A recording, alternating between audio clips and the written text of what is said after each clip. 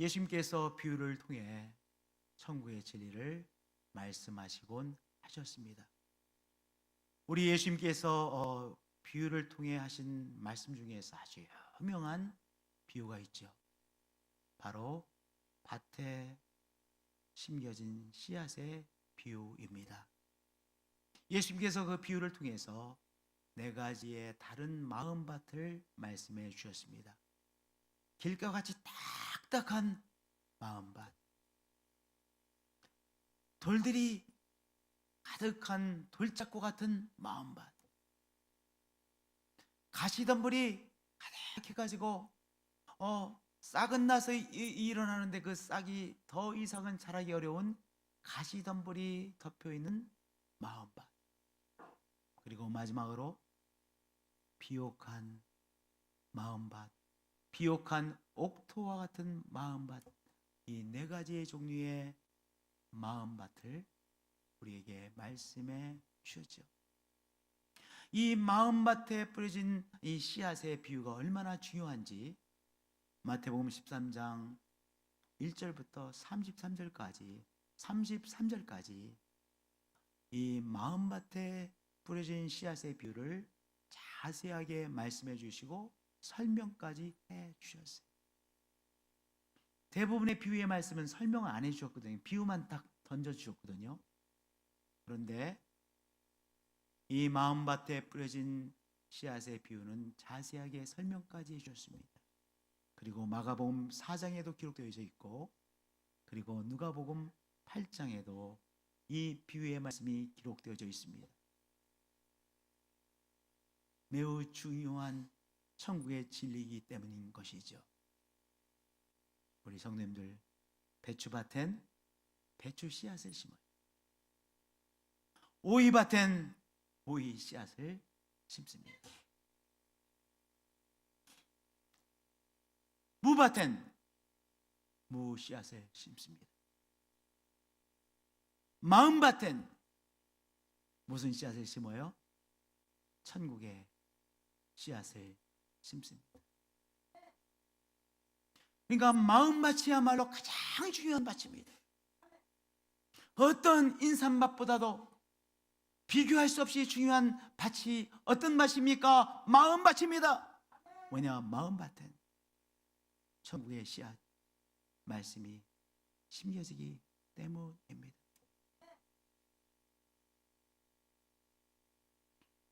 우리 하나님께서 친히 우리 마음밭에 바로 천국 씨앗 말씀을 심어 주시죠.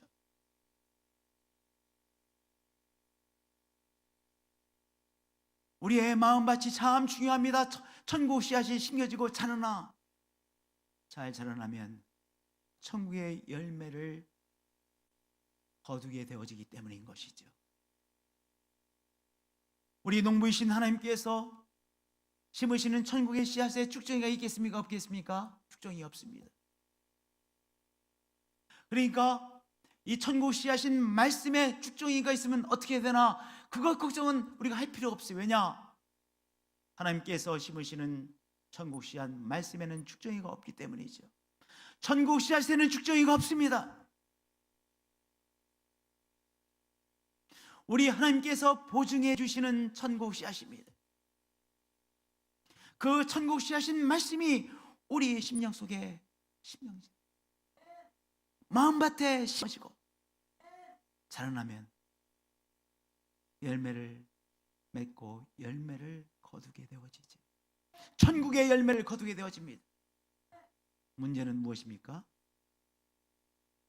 천국 씨앗이 아니라 우리의 마음밭이 문제입니다.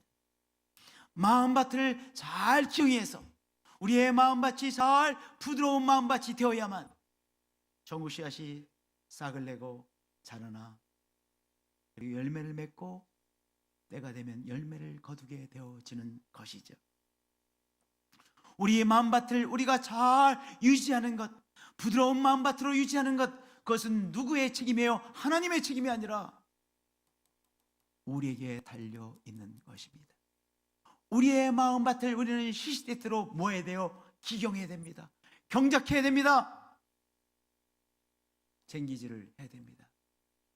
왜냐하면 우리의 마음밭은 시시때때로 어떻게 되어지기 때문에, 굳어지기 때문에 그런 것이죠. 마음밭은요, 내버려 두기만 해도 시간이 지나면 딱딱하게 굳어집니다. 그러므로 못해야 돼요? 우리의 마음밭에 쟁기질을 해야 되고요, 기경해야 되고요, 경작을 해야 됩니다. 부드러운 밭으로 작업을 해야 되는 것이죠. 오늘도 마음밭을 기경하고 계십니까? 오늘도 우리의 마음밭을 기경하고 계십니까? 우리의 마음밭을 기경하시는 한 분 한 분들이 되어지실 축복드립니다. 우리 신앙의 사람은 마음밭을 시시때때로 기경하는 사람입니다. 그러면 어떻게 우리의 마음밭을 기경할 수 있을까요? 분명히 우리 마음밭은요, 시간이 지나면 딱딱해지기 때문에 기경해야 되죠. 그러면 어떻게 기경할 수 있을까요? 어떻게 우리의 마음을 기경할 수 있습니까? 회개함으로 마음밭을 갈아엎는 것입니다. 회개함으로 마음밭을 쟁기질하는 것입니다. 은혜를 받고 성령 충만하면 우리의 마음밭이 너무 부드럽죠. 그래서 우리가 우리 자신을 돌아보고 조그만 것에도 늘 회개합니다. 그런데요, 시간이 지나면 그렇게 부드러웠던 옥토 같은 우리의 마음밭도 어떻게 돼요? 점점 굳어지죠. 딱딱해지죠. 시간이 지나면서 그 부드러웠던 우리의 마음밭이 점점 딱딱해집니다. 굳어집니다. 강팍해집니다. 감기에 걸리면 감기 걸린 증상이 있어요. 그렇죠? 그래서 우리가 금방 감기 걸린지 알아요. 왜냐하면 감기 걸린 증상이 나타나기 때문에. 우리가 폐렴에 걸렸습니다. 그럼 폐렴 걸린 뭐가 나타나요? 증상이 나타나요. 그래서 폐렴 걸린 사람을 보면, 의사가 보면 정확하게 이런 증상이 있으니까 폐렴에 걸렸구나, 그렇게 알잖아요. 위궤양에 걸리면 위궤양에 걸린 증상이 나타나요. 심텀이 나타나요. 우리의 마음이 강팍해지면 우리의 마음이 강팍해진 증상이 나타납니다. 우리의 마음이 강팍해진 증상은 어떤 증상입니까? 우리의 마음이 강팍해지면요, 다른 사람을 향하여 비난하고 비판하고 다른 사람을 정죄하고, 그리고 자꾸 다른 사람에게 공격적으로 나가요. 다른 사람을 비난하고 비판할 때,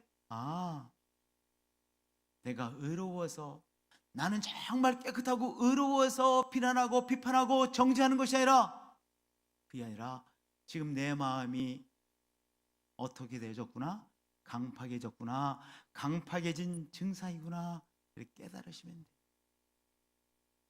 겉으로 보기는요, 그 사람은 정말 깨끗하고 의로워서 막 비난하는 것 같죠, 비판하는 것 같죠. 막 얼굴에 그럴듯한 표정을 짓고 막 힐라나 하곤 하죠. 그러나 정말은 뭐예요? 어떤 증상입니까? 내 마음이 딱딱하게 굳어지고 강팍해졌다는 증상이에요.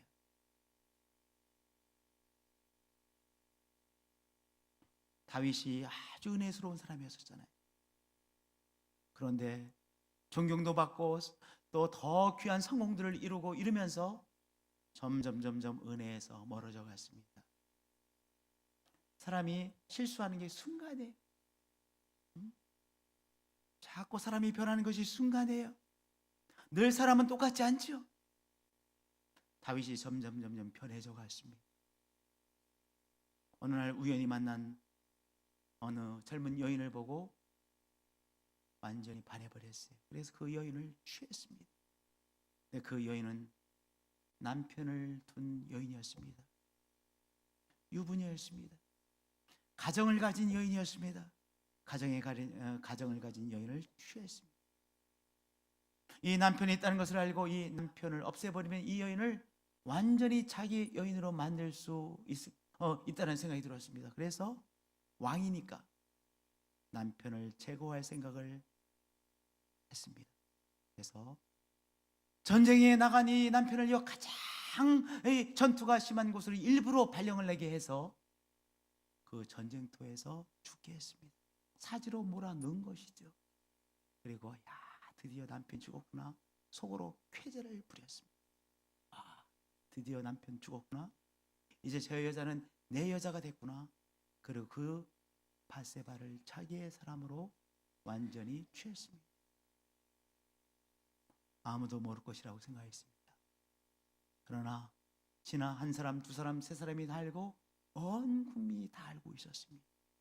온 국민이 다 알고 그렇게 다윗 왕을 향하여 쏙닥거리고 있다는 것을 다윗 왕만 모르고 있었던 것이죠. 그 다윗 왕에게 어느 날 나단 선지자가 찾아왔습니다. 다윗 왕이시여, 왕이시여, 당신이 왕으로서 다스린 이 날에 어느 마을에 정말 안타까운 일이 있습니다. 많은 양들과 많은 소를 가지고 있는 부자가 있습니다. 이 집에 귀한 손님이 찾아왔습니다. 이 찾아온 귀한 손님을 대접해야 되겠는데 자기가 가지고 있는 가축 한 마리를 잡는 것은 너무 아까워서 너무나도 가난한 어린 양 한 마리를 키우고 있는 그 사람에게 가서 윽박질러 가지고 그 양 한 마리, 어린 양 한 마리를 빼앗아 왔습니다. 그리고 그 양 한 마리를 잡아서 집에 온 손님을 대접하고 말았습니다. 이 일이 다윗 왕 당신께서 다스리시는 이 날의 어느 마을에서 지금 일어났습니다. 이 소리를 듣고 다윗이 막 소리 지르는 거예요. 울그락 푸르락 하고, 그런 나쁜 놈이 다 있냐고 막 소리 지르는 겁니다. 이놈을 내가 잡아서 내가 내버려 두지 않겠다고 빨리 잡으라고 소리를 지릅니다. 다윗은 마음이 강팍해져 무엇을 못 보고 있습니까? 자기 자신은 못 보고 있고, 그리고 남의 악에 대해서는 그렇게 예민하게 보고 있는 것이죠. 그 나단 선지자가 말해준 그 사람보다, 그 부자보다 100배는 더 악한 일을 이미 행한 자기 자신은 보지 못하고, 마음이 강팍하여져서 자기 자신은 보지 못하고, 이 부자가 했다라고 하는 그 악행에 대해서 나단 선지자는 얼굴이 울그락 풀그락 되어지고 화를 내고 분노하고, 내가 이놈을 잡아서 많은 백성들 앞에서 내가 반드시 처단하겠다라고 말을 했습니다. 다윗이 의로워서 그렇게 성질 낸 겁니까? 다윗이 의로워서 이 사람 내가 반드시 처단하겠다라고 말하는 것입니까? 그것이 아니라 다윗이 이미 강팍해져 자기 자신을 하나님 앞에서 제대로 보지 못했기 때문인 것이죠.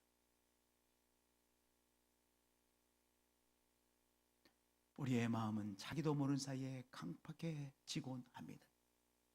그렇기 때문에 우리는 우리의 마음을 뭐 해야 돼요? 경작해야 됩니다. 마음밭을 갈아 엎어야 됩니다. 그렇죠?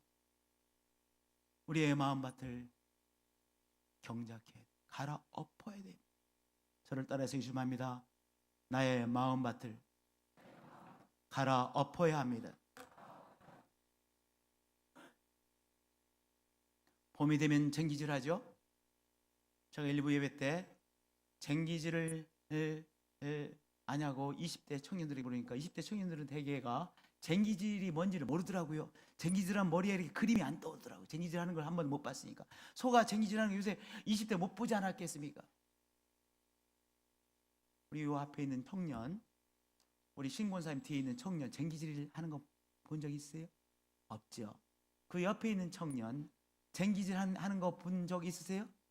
텔레비전에서도 못 봤죠? 네, 맞아요. 그러니까 쟁기질 하면 그림이 딱 안 떠오르죠? 예송이도 안 떠오르죠? 네, 20대예요. 30대 중반이 넘어서야 이 쟁기질도 뭐 이 그림이 떠오르는 것 같아. 소가 밭을 갈아 엎는 것을 쟁기질이라고 하잖아요. 저를 따라서 고백해 주길 바랍니다. 마음밭을 때때로 갈아 엎어야 합니다. 너희 묵은 땅을 기경하라. 너희 묵은 땅을 쟁기질하라. 너희 묵은 땅을 갈아엎으라 말씀하셨습니다. 지금 곧 여호와를 찾을 때니 즉 하나님 앞에서 너의 마음밭을 기경하라. 너의 마음밭을 경작하라. 너의 마음밭을 쟁기질하라. 너의 마음밭을 갈아엎으라. 하나님께서 우리에게 말씀하시는 것이죠. 누가 우리의 마음밭을 쟁기질합니까? 하나님께서? 아닙니다. 그것은 우리가 해야 될 것입니다. 우리의 마음밭을 누가 가꿉니까? 우리의 마음밭을 누가 경작해야 됩니까? 갈아엎어야 됩니까? 내 자신이 하는 것입니다. 어떻게 해요? 회개함으로. 저를 따라서 고백해 주시기 바랍니다. 회개함으로 내 마음밭을 갈아엎어야 합니다. 회개함으로 내 마음밭을 갈아엎는 것입니다. 언제요? 때때로. 지금. 자꾸 우리는 우리의 마음밭, 우리도 모르는 사이에 딱딱해지고 굳어지고 길가와 같이 변화되는 내 마음밭을 갈아엎는 것이죠. 무엇함으로? 회개함으로. 회개하면 우리의 마음밭이 회복되어지는 것입니다. 회개는 무엇입니까? 회개는요, 성령의 거울 앞에서 나 자신을 비추어 보는 것입니다. 회개의 시작은 무엇입니까? 성령의 거울 앞에서 나 자신을 비추어 보는 것입니다. 성령의 거울로 나 자신을 비추어 보는 것, 이것을 안 하면 우리는 자꾸 더 강팍해져 자꾸 다른 사람에게 손가락질해요. 저 나쁜 놈, 저 죽일 놈, 자꾸 정죄합니다. 왜 그렇게 되는 거예요? 내 마음이 강팍해져서 그러는 거예요. 그런데 우리는 시시때때로 무엇을 하는 사람들입니까? 예수의 사람, 하나님의 사람은 바로 성령의 거울 앞에서 나 자신을 자꾸 비추어 보는 사람입니다. 그래서 나의 더러움도 깨닫고 나의 어두움도 깨닫고, 우리 속에는 어두움이 있잖아요.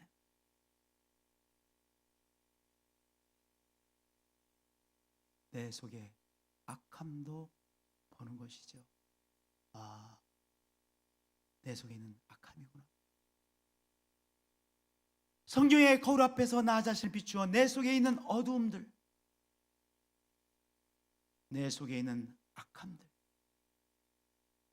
또 내 속에 있는 연약함들, 우리가 연약함 때문에 실수할 때가 참 많아요. 우리의 연약함 때문에. 성령의 거울 앞에서 우리의 연약함을 깨닫고 보고 비추어 보고, 우리의 악함을 비추어 보고, 성령의 거울 앞에서 나의 어두움을 비추어 보고, 그리고 아픈 마음을 갖는 거예요. 그것이 회개입니다.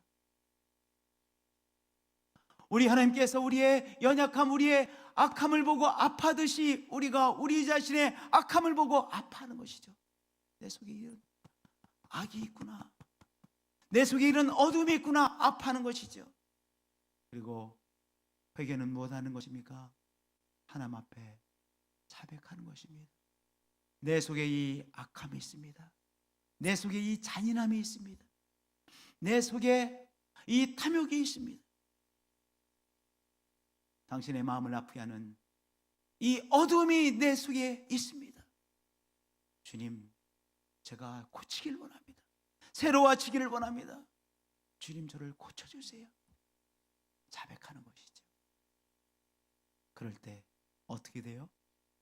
우리의 마음밭이 경작되는 것이죠. 우리의 마음밭이 바로 갈아엎어지는 귀한 역사가 일어나는 것입니다. 다윗 왕, 자기가 성폭행을 했고, 그리고 그 사랑하는 그 충성스러운 신하인 그 젊은 또한 남편을 죽였습니다.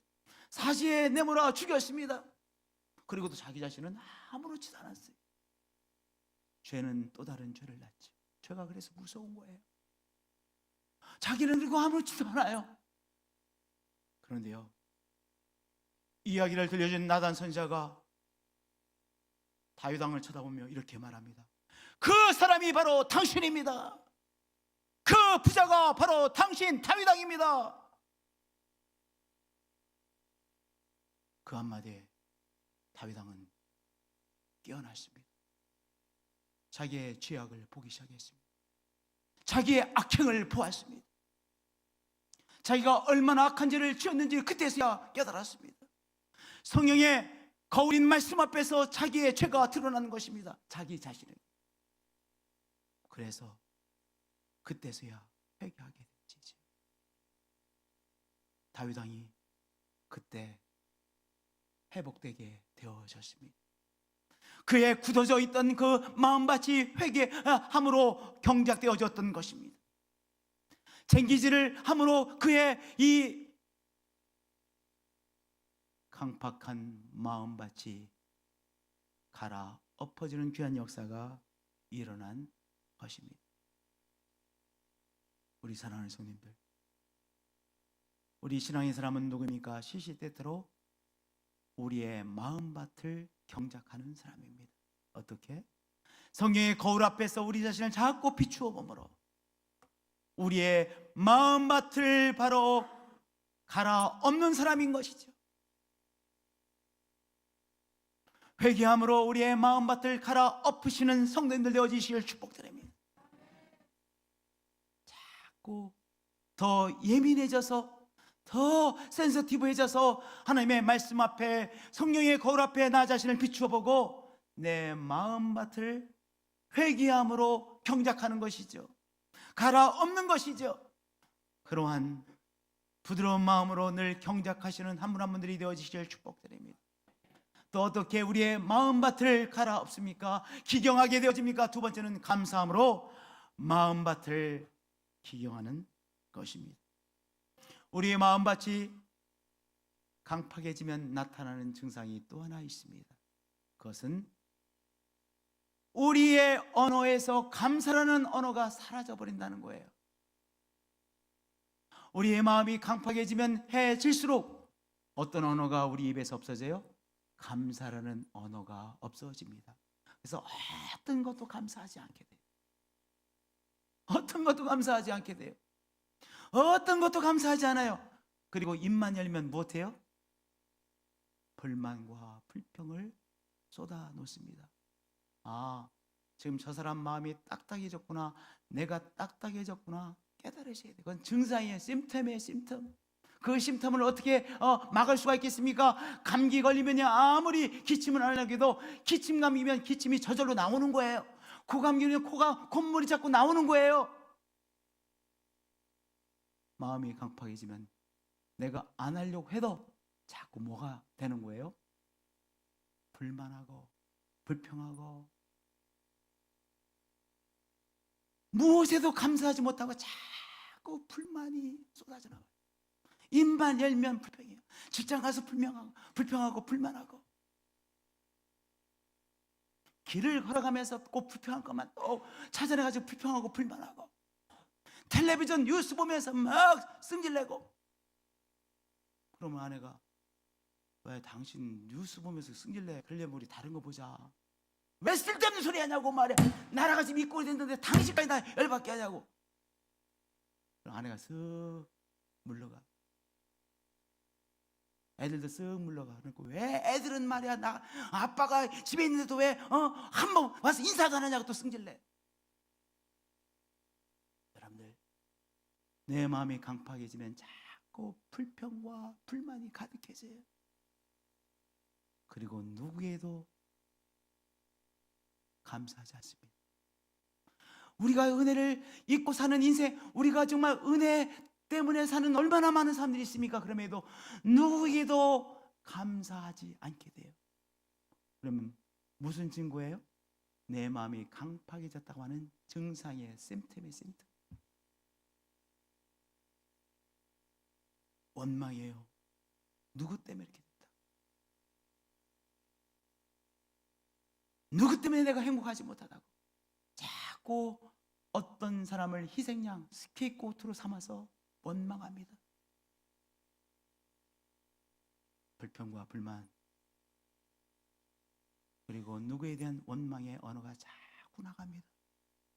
그럼 무엇을 깨달으셔야 돼? 아, 내 마음이 강팍하구나 라는 것을 깨달으셔야 돼. 어떻게 하면 이 강팍한 마음이 좋은 마음밭으로 바꾸겠습니까? 간단합니다. 억지로 해도 감사하면 됩니다. 감사가 안 되잖아요. 그러니까 어떻게 해야 돼요? 억지로 감사를 시작하세요. 저를 따라서 고백해 주시기 바랍니다. 억지로 감사를 시작하는 것입니다. 억지로 감사를 시작하세요. 감사 대신에 자꾸 뭐가 나가잖아요. 불만, 불평, 사람에 대한 원망이 나가잖아요. 안 되니까. 이건 내가 지금 강팍하다는 심틈 증상이니까 이럴 때 어떻게 하셔야 돼요? 억지로 감사하세요. 시편 107편에 보면 다윗이 노래합니다. 여호와께 감사하라. 지금 다윗이 억지로라도 감사를 시작하는 거예요. 여호와께 감사하라. 자기 자신에게 지금 명령하는 거예요. 예, 영혼아 여호와께 감사하라. 억지로라도 자꾸 감사하는 거예요. 그는 선하시며 그 인자하심이 영원하미로다. 감사한 마음이 안 들었었어요. 근데 억지로라도 지금 자기 자신에게 감사하자고 지금 선포하고 있는 거예요. 억지로 감사하는 것은 무엇과 같으냐? 마중물을 넣고 펌프질하는 거와 비슷한 거예요. 이미 생수가 다 가라앉았어요. 그렇잖아요. 다 가라앉았어요. 그러면 이 생수가 올라오도록 하는 방법은 뭐밖에 없어요? 마중물을 집어넣고 펌프질을 해서 끌어올리는 수밖에 없어요. 물은 위에서 아래로 내려가잖아요. 근데 저 밑에 내려간 물을 끌어올리는 것은 억지로 하는 것이잖아요. 그러니까 마중물을 넣어가지고 펌프질하는 것은 억지로 하는 거예요. 그렇잖아요. 저 밑에 간 것을 끌어올리는 작업이니까. 그러니까 억지로 해도 감사하는 것이 무엇과 같으냐? 마중물을 넣고 펌프질하는 것과 같은 거예요. 제가 지난 수요일 날 저한테는 독특한 경험이 있었어요. 오늘의 말씀은 수요일 날 새벽 예배 때 받은 말씀이에요. 자고 있는데 누가 우리 집 방문을 팡팡 두 번을 뻥뻥 두드리는 거예요. 그러니까 얼마나 놀랐겠습니까? 한 소리로 빵빵 두드리니까 제가 뭐 죽겠어요. 이거 뭐야? 누가 이렇게 우리 집 문을 두드리는 거야? 안방문을. 깜짝 놀라가지고 그랬더니 사람이 두드리는 게 아니더라고요. 그래서 제가 보니까 4시 10분이야. 저는 4시 15분에 일어나는데 수요일날 4시 10분인 거예요. 그래서 이제 주섬주섬 이제 새벽 갈 준비를 해가지고 새벽 예배를 나왔어요. 근데 그 새벽 예배를 나왔는데 새벽 예배 드리면서 하나님께서 말씀을 쫙 주시는 거예요. 그래서 막 정신없이 적었어요. 오늘 말씀 수요일날 새벽 예배 때 주신 말씀이요. 틀은 다 주셨어. 그러면서 억지로도 감사하는 것이 마중물로 같은 것이다. 제가 깨달았어요. 수요일날 새벽에 받은 말씀이에요. 여러분들 억지로 감사하세요. 자꾸 마음이 뭔가 강팍해질 때마다 억지로라도 감사하세요. 하나님께 무엇을 감사하는 거예요? 생명 주셨음을 감사하세요. 하나님, 제가 살아있음에 감사합니다. 지금 살아계시잖아요. 살아있음을 하나님께 감사하세요. 하나님, 나의 사랑하는 가족들 주셔서 감사합니다. 가족들과 함께 사는 기쁨 주셔서 감사합니다. 하나님께 감사하세요. 하나님, 직장 주셔서 감사합니다. 일할 직장을 주셔서 감사합니다. 하나님, 일용할 양식을 주셔서 감사합니다.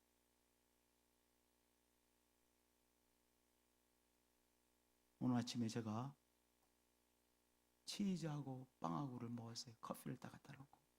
내가 아침에 이제 커피를 갈아서 먹어야 더 맛있을 것 같아서 아침에 가가지고 진하게 커피를 내려가지고 금요일날 우리 목회자들하고 같이 식사를 하는데 치즈를 누가 줬어요. 그래서 그 치즈를 갖다가 빵 위에다 싹 올려놓고 먹었더니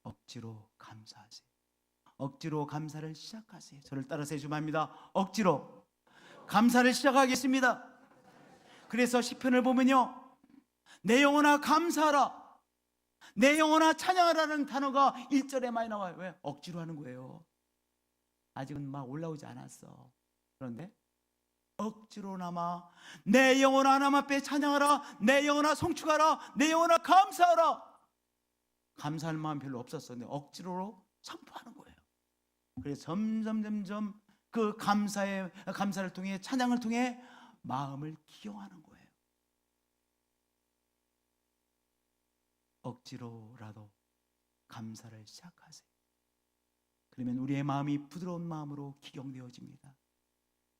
천국의 씨앗이, 심겨진 천국의 씨앗이 싹이 나고 자라나고 가지가 나고 성장하고 열매를 맺고 열매가 더 연글어 천국의 열매를 거두게 되는 인생이 되어지는 것이죠. 마지막으로 믿음으로 마음밭을 기경하는 것입니다. 우리의 마음이 강팍해지면 또 다른 증상 하나가 있습니다. 그것은 바로 걱정과 염려, 불안이라고 하는 바로 증상입니다.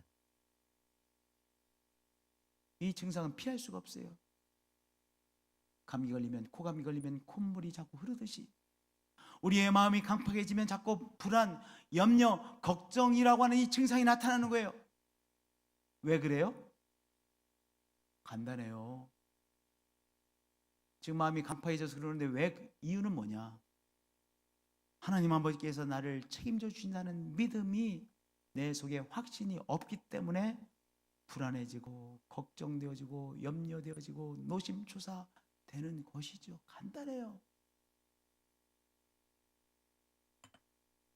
좋으신 하나님께서 나와 함께 하시고, 좋으신 하나님께서 나를 책임져 주시고, 좋으신 하나님께서 나의 삶을 인도해 주시고 역사해 주신다고 하는 그 믿음이 없기에 뭐가 되는 거예요? 염려되어지고 걱정되어지고 노심초사해지고 불안해지고 어쩔 줄 몰라 하는 것이죠. 그러면 어떻게 하면 되겠어요? 좋으신 하나님께서 나와 함께 계시고 좋으신 하나님께서 책임져 주신다는 믿음을 붙잡으면 되는 것이죠. 믿음이 없어 하나님의 약속을 의심하지 않고 믿음으로 견고해져서 약속하신 것을 또한 능히 이루실지를 확신하였으니, 아브라함이 그 갈 길을 모르고 가는 그 길에서 늘 염려와 걱정과 노심초사에 사로잡히지 않았던 이유는, 강팍이지 않았던 이유는 약속하신 하나님께서 이루실 것을 믿었기 때문입니다. 오늘 이 말씀 한 목소리 읽겠습니다. 시작.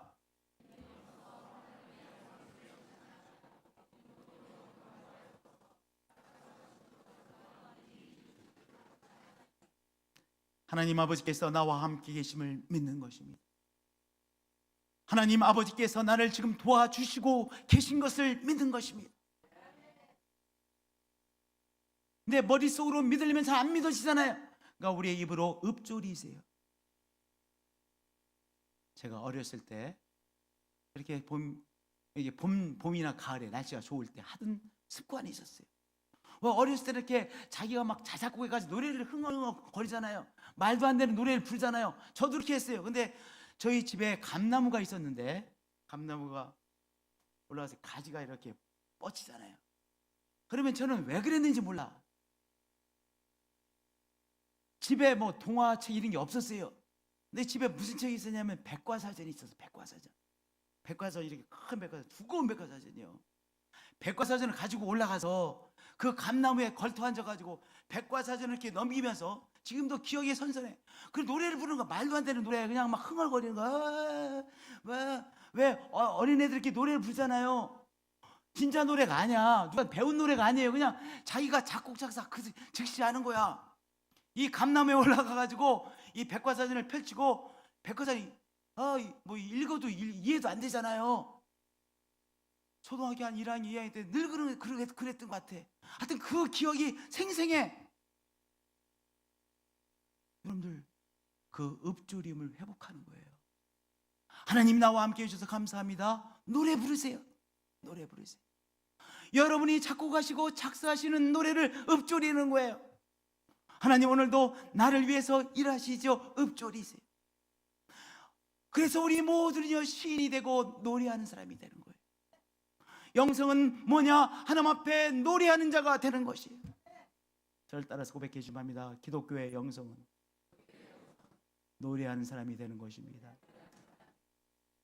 제가 감나무에 올라가가지고 백과사전 이따만한 거 크고 두꺼운 백과사전 들고 책장을 메서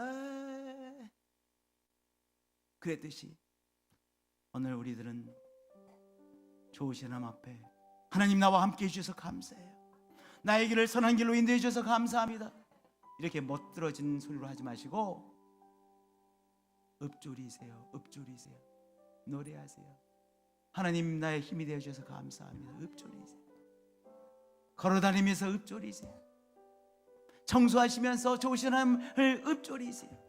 나의 힘이 되시고 나의 공급자가 되신 하나님을 읊조리는 거예요. 그러면 뭐 하는 거예요? 나의 마음밭을 기경하는 것이죠. 불안, 걱정, 염려라는 것을 다 그것으로 인하여 굳어지는 내 마음밭을 오늘도 시시때때로 경작함으로 기경함으로 쟁기질함으로 좋은 마음밭이 되어서 농부이신 하나님께서 심어주시는 이 천국의 씨앗이 내 속에 잘 성장되어서 열매 맺는 인생이 되어지는 것입니다. 시시때때로 마음밭을 경작하시고요, 갈아엎으시고요, 경작하시고요. 그래서 농부이신 하나님께서 심어주신 천국의 씨앗이 아름답게 열매 맺는 것을 누리시는 우리 믿음의 성도님들 되어지시길 축복드리며